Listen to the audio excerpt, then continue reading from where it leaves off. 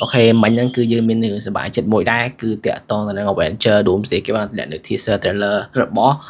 Captain America Steve Rogers ដែលទីបំផុតគឺ confirm officially return ជាមួយនឹង Captain America boss Chris Evans ដែលខ្ញុំនិយាយថាដំណឹងល្អនេះដោយសារតែការពីវីដេអូមុនៗរបស់ខ្ញុំគឺមានគ្នាយើងសួរច្រើនមែនទែនតាក់ទងទៅនឹង Captain America អីណាអីណីទាំងហើយបានន័យថា Captain America យើងចាប់ផ្ដើមប្រើក្បួនថៃប្រើក្បួនពួកអាស៊ានគឺបោក fan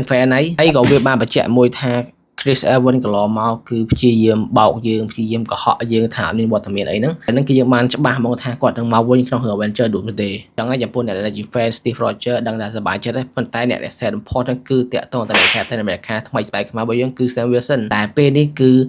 ទៅកលៀនជាងហើយវាគឺជាផលល្អមួយសម្រាប់អ្នកដែលអត់មានវត្តមានគេ official ប្រកាសថានៅក្នុងរឿង Avenger Doomsday ហ្នឹងគឺយើងអាចនឹងឃើញមានបន្ទាប់ទៀតដូចជាតួអង្គ Spider-Man តួអង្គ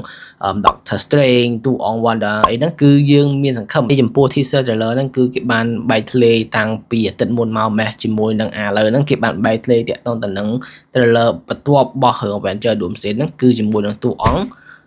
Thor ដែលគេនឹងនិយាយពីតួអង្គ Thor នៅ trailer បន្ទាប់ទៀតមិនបានខ្ញុំនិយាយថាបន្ទាប់ដោយសារតែ Avenger Doomsday ហ្នឹងគឺគេនឹងមាន plan សម្រាប់ការបង្ហាញ trailer ចំនួន4ដែលយើងបានឃើញដំបូងគឺ Captain America ទី2គឺ Thor ទី3គឺ Doctor Doom ឬមួយក៏យើងអាចនិយាយបានថាតួអង្គ Iron Man យើងចាស់ហ្នឹងគឺប្រហែលជាវា relate មួយក៏វាអីទេយើងចាំមើលពេលហ្នឹងទៀតហើយនឹងចុងក្រោយគេគឺសរុប trailer តាក់ទងទៅនឹងរឿង Avenger Doomsday ហ្នឹងបើសិនជាយើងនិយាយពី trailer ដំបូងដែលយើងឃើញ official ហ្មងគឺតាក់ទងទៅនឹង Steve មានកូនជាមួយនឹង Peggy ប៉ុន្តែយើងអត់ឃើញ Peggy ទេ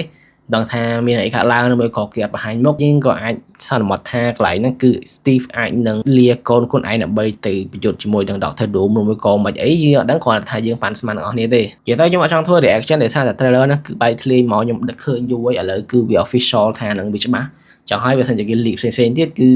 ខ្ញុំមើលអស់ដែរដោយសារតែប្រភពទាំងអស់ហ្នឹងគឺបាន confirm ថាអា leak ទាំងអស់ហ្នឹងគឺវា official អញ្ចឹងទៅតែមានតែប៉ុណ្្នឹងទេហើយអ្នកនរកុំភ្លេច take care ខ្លួនឯងមើលថែសុខភាពខ្លួនឯងផងសន្តិភាព